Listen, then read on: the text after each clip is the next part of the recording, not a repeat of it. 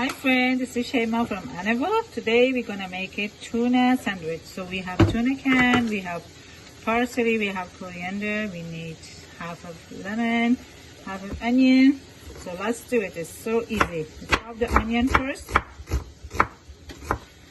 and then we're gonna mix it all inside this bowl. This is onion. There's coriander and parsley. We're gonna put it both together. So this one is gonna be in the corner. Let's do it fast. It's easy and fun. We chop all this. So now we're gonna put it. Added tuna in the bowl. So we're gonna squeeze a little bit lemon juice, and we're gonna put it 1 spoon and half mayonnaise, and then we mix together.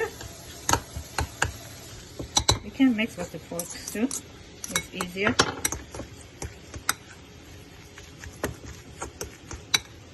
So this is ready, guys. See?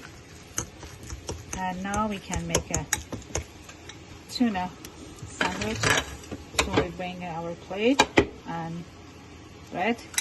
You just put in your bread, and it's